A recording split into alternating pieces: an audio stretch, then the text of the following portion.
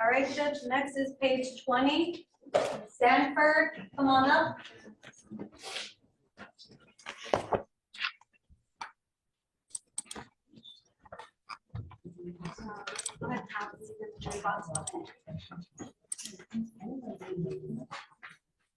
You were Jessica Sanford. Miss Sanford, you're charged with assault of a family member. You're facing up. This right here is the classic Miranda warning. Notice how the judge keeps stressing the right to remain silent. That's because most defendants dig themselves a deeper hole by talking too much in this moment. So here's my question for you. If you were in Sanford's spot, would you stay stone silent? Or would the pressure push you to speak? You're in jail and or a $4,000 fine. We're going to do probable cause. You have the right to remain silent. Anything you say can or will be used against you. You have the right to have an attorney present if you cannot afford one. One will be appointed to you, man. Yes, Judge. On September 29th, 2023, officer was dispatched to a disturbance call in Harris County, Texas, and met with the complainant, who stated he asked the defendant to leave his apartment multiple times, but she would not comply. The complainant had video footage of the defendant refusing to leave and mentioning something about darkness inside of him. And the complainant and the defendant were in a relationship, but the complainant had ended things earlier that day.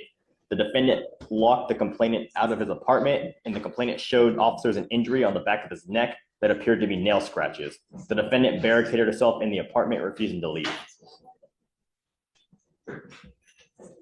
So in this case, Your Honor, the injury caused by the defendant, according to the complainant, would be the nail scratches on the back of his neck that he showed the officer. Say you never told me that an officer said this, that he told this to an officer? The complainant just showed an officer an injury on the back of his neck that appeared to be nail scratches. Let me read the full dims, Your Honor, and see if he mentioned something else.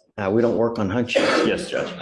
I never heard anything that don't, please. So the full dims reads that the complainant advised of an injury he had on the back of his neck area that appeared to be nail scratch. And there it is, probable cause. Now, this doesn't prove Sanford is guilty, but it does mean there's enough evidence to move the case forward. Think of it like a green light in the legal system. The twist?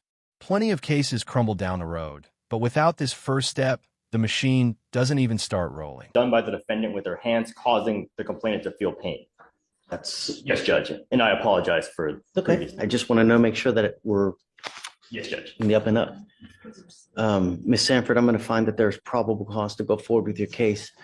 Do we know whether he wants to have contact with her or not? I know that you want to talk. I've got a bunch of DAs here. Whatever you say, they're going to use it against you. Now's not the time. You will have the opportunity to fight. I promise. I don't want to fight, sir. Okay, don't say anything. I know, please. I've got a bunch of DAs here. Whatever you say, they're going to use it against you. Just don't. We've attempted, but we're unable to get a hold of her at this time. Okay. So tell me, Ms. Sanford, are you working at this time? Sir, I only want to know, are you working? I haven't been able to because since I've been arrested, Stop. I haven't been able to get any of I my will provide you a belongings. lawyer today. I don't want you to say anything. I'm going to give you a lawyer. You can tell your side to the lawyer. Lawyers can talk to the DAs for you. But I've got so many people here. I mean, all these people will be witness to whatever you say, and they'll use it against you to prove guilt, okay? So just hang tight. Give me 20 minutes. I'll give you a lawyer, and you can tell your side to the lawyer, okay? I want you to understand, though, I don't want you to have contact with this person because I don't know if they want to have contact with you. They've been unable to reach him. Until that we know that she or he wants to have contact with you, don't. Trust me, I'm trying to help you, okay? I promise. We're not here to do anything bad. I'm going to help you as much as I can, okay? But I need you to be patient with me, all right? Rome wasn't built in a day. Just be a little patient. Let me get you a lawyer, and you can tell your side to the lawyer, okay? Stop, please. All right, so what I'm going to have you do now, I'll have you sign a reset. Just take a seat in the jury box. Let me find you someone here momentarily, okay? Do you have any tissues? Just have paper towels. Well, we need no contact, no weapons for him. Judge. Right side, sit one more time. Right here.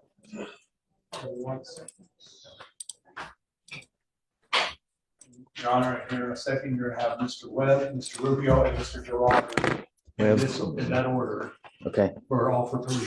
Webb, Rubio, and Gerard.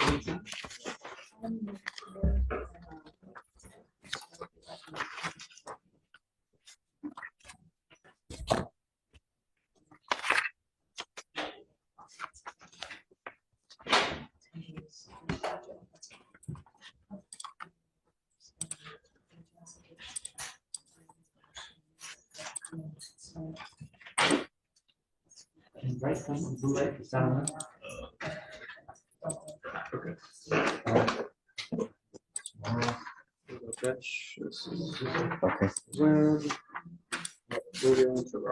Gerald time served now appointed for dog center. I think it's two.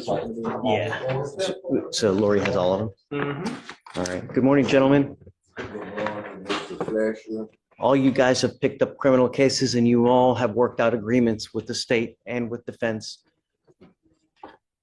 to end up pleading guilty to these cases. You are Mr. Webb. Mr. Webb, you stand charged with the offense of criminal trespass. You're facing up to 6 months in jail and or a $2,000 fine. Mr. Rubio, you stand charged with the offense of criminal trespass as well. You're facing up to 6 months in jail and or a $2,000 fine. And Mr. Gerard, you picked up a number of cases while you have been on bond. However, it looks like you have worked out an agreement.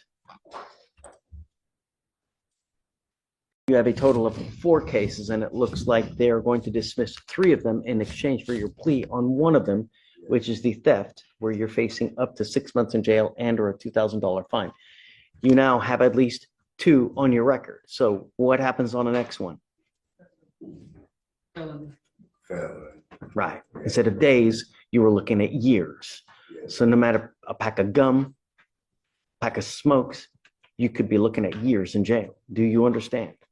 All of you are giving up valuable rights by entering this agreement. You give up the right to a trial, right to compel witnesses to testify on behalf, confront and cross-examine your accusers. If you are not a citizen, there are possible immigration consequences. You can be deported, excluded from the country, denied naturalization. You give up the right to appeal. Once you plead guilty, it will go on your record and you cannot take it off ever again. Is this what you guys want to do? Yes, sir. Is this what you want to do, Mr. Rubio? Answer out loud. Yes, I Mr. don't know. Yes, sir. Do you want to do this? Yes or no? I don't know. I'm not sure. Y'all do? Yes. Do you know what's going on now? Yeah. Not really. You were charged with a criminal offense. You've worked out a plea bargain agreement that you want to plead guilty to a criminal trespass. If you don't want to, you don't have to. We can do something else. If you need more help, we can give you time to get any kind of help that you need. Okay. What would you like to do, Mr. Rubio? I'm not sure. I don't know. I've never been here before. Okay, so let's give you a second. I'll have you talk to Lori. You guys can work out what you guys want to do. If you need more time, that's okay. Mr. Webb, is this what you want to do as well? Yeah. So- No, I'm gonna, so, I mean, plead guilty. Plead guilty. Yeah, so they've offered you 32 days in jail. We'll give you credit for the 32 days that you've done. So basically, it's a wash. You get out today, but understand from now on, it's a minimum of 30 days in jail. Right. How do you plead to the offense of criminal trespass, sir? Guilty. I'll find you guilty and I'm going to send it to you to the agreement. Good luck to you, sir. Mr. Gerard, you've worked out an agreement. It's 5 days in jail, credit for the 5 that you've done. How do you plead to the offense, sir? I'll plead guilty, sir. Sir, I'll find you guilty. I will follow the agreement. If it's enhanced, it'll be abandoned. Mr. Rubio, if you want more time, we'll give you more time. You can come back and let us know what you want to do. Okay? Yeah. All right, gentlemen, go ahead. This report. Careful, man. Mr. Gerard, can you please go? Come on. Go. No, that way it's easier for them. Okay.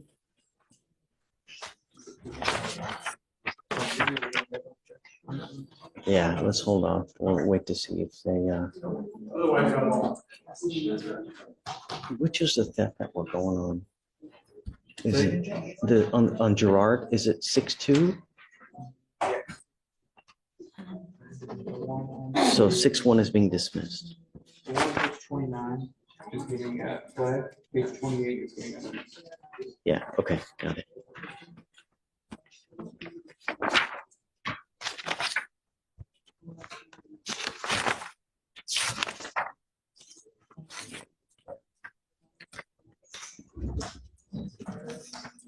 if web is enhanced, it needs to be abandoned as well. If web is enhanced, it's got to be abandoned as well. I didn't see whether it was or not.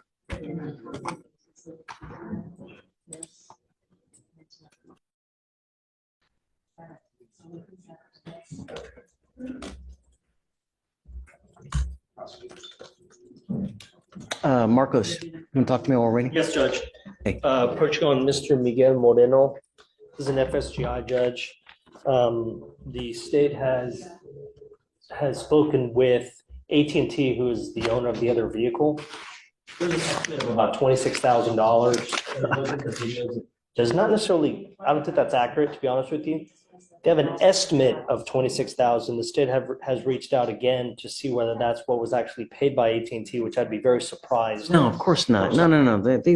They're loaded with insurance for these Correct. kinds of. So what the whole point was, what I'm trying to do is have him pay some sort of restitution and let it go. And Sure. I think the state's Yeah, inclined, but they just need to find out, what happened, whether repairs were Yes, done. Judge. We just need to confirm whether the vehicle's been repaired and what the actual amount paid by. Problem is how do you do that, right? Because I know that you guys had a problem even trying to get a hold of anyone at AT&T to get this kind of information. Well, Mackenzie's reached out and she sent an email and they said they would return some sort of response to her, but as of now they have. So why don't we set it for Monday? Okay. Hopefully, you can try to get a response. Good luck. I know that it's been an issue in the past. Go from there. Yeah. Okay, sounds good, Judge. Thank you.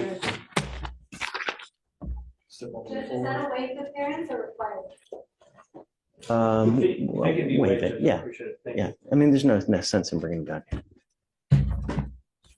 How's jail? 113 waive appearance. Nothing. Not, Mr. Smith, we want you to be the best person that you can be, right? And part of what you need to do and what we're here to do is teach you. This moment hits different. The judge isn't just reciting law. He's giving a life lesson. His message? Your choices today will shape your freedom tomorrow. So what do you think?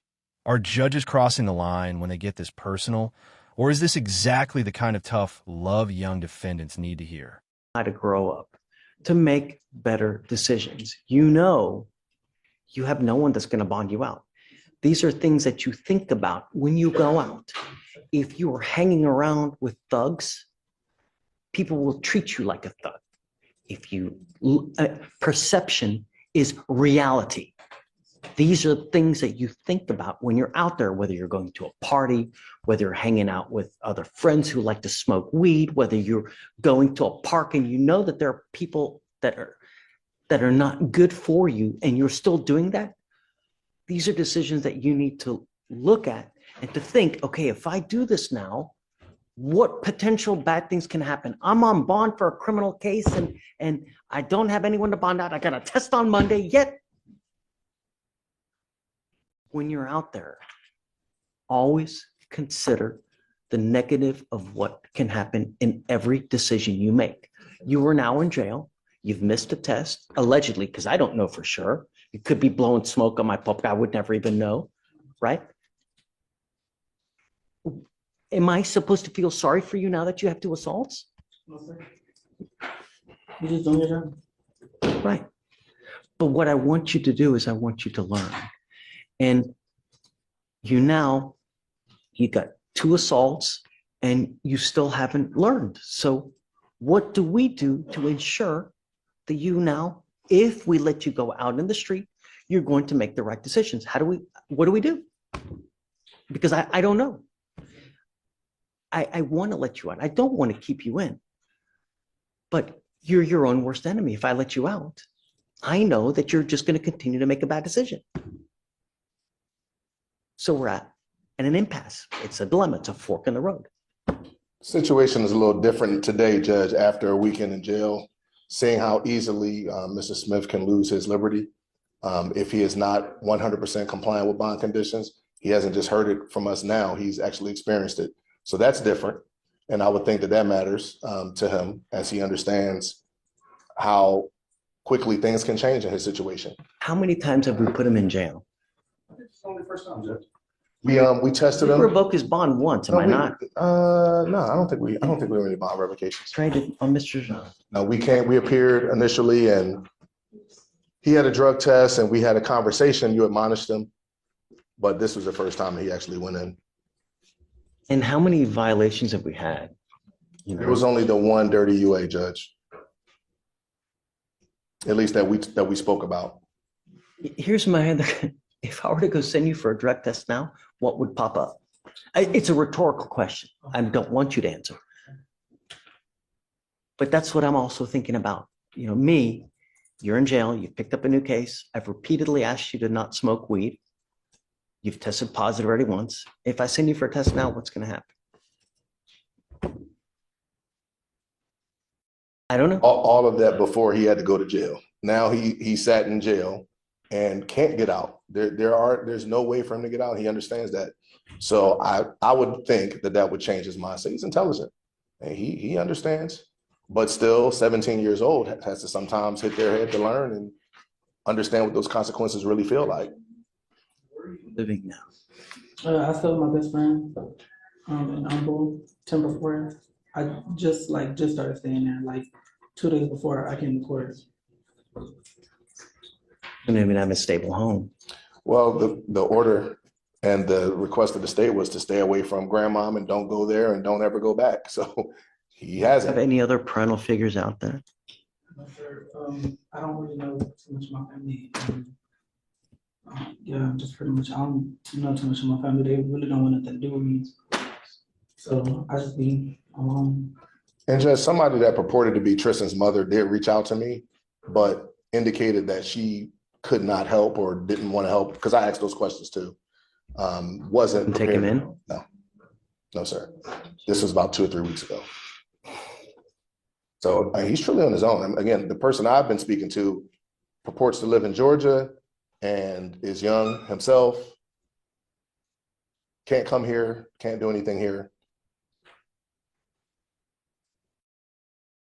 So our hope was that he was able to make bond because it is reasonable. It's a reasonable amount of money, but the bond company won't bond him out without. But even Mr. Brooker, even if you bond out, if you continue to make the bad choices, you're going to end up right back here over and over and over.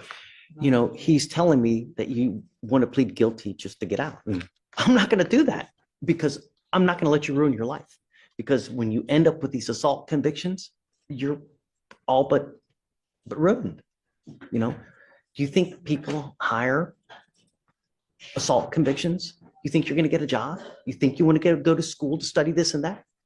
It's all for naught because when you start racking up convictions, life is hard enough as a Black young man in society today as it is. And when you start racking up convictions, it only makes the life more difficult for you. That's hard enough as it is. And you're not getting it through. If I go drug test you now, what is the result?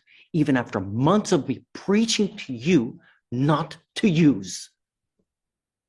I don't want you to answer the question. What I'm trying to break through to you is that I have repeatedly told you not to use. I've told you not to hang with dogs because you're going to get fleas and not you caught yourself a damn flea. I don't know. I want to let you out, but I can't trust you. So where we are with it now, Judge, state made the offer. We understand your position on it, which I thought that would be the case, that you wouldn't accept that plea. So I'd like to move forward as quickly as we can. Who is the best friend you're telling me that you were going to stay with? How old is this person? She's 18. And who does she live with? On her own? No, she stayed with her mother. Me and her mother have had a talk about me staying there. And she said that as long as, I do what I continue, well, she said as long as I continue to, keep up with my schoolwork and stuff and, keep going to school. She said she just don't want to let me in her house. So as long as I continue to go to school and stay out of trouble, then I'm good there. And she understands that if I can verify that there's a parental figure at that house, I will let him out. I'm going to put a monitor on you and I'm giving you a curfew. But if you can somehow verify, Mr. Brooker, that there is an actual adult living there, it's not just an 18-year-old, just hanging out, 2 17 and 18-year-old, then I'm down. But I got to know that there's some kind of adult figure there so that we know there's at least some kind of supervision, not 17 and 18-year-old hanging out with each other, because that's a disaster in the making. I don't want any more disaster. So if you can verify that, I'm down. But I'm going to tell you now, you will be reporting here to me while you're on bond, and I'm going to test you on a weekly basis to make sure that you're not using. The next time you test positive, so help me. Do you understand? You pick up a third case, I'm going to lose it. The little hair that I have left will be gone, because that's how upset I will be. Do you understand? Don't smoke weed, and I want proof that you're enrolled in school full time. Do you understand, Mr. Smith? The only way is that I know that there's a parental figure here, so you have at least some kind of someone watching out. Okay, so we got time. I mean, I'm here. You have my cell phone, I do. right? So just text me, and even if it's 2 o'clock, 3 o'clock, we can work it out. I'll work on it. Thank you, sir. Okay. All right.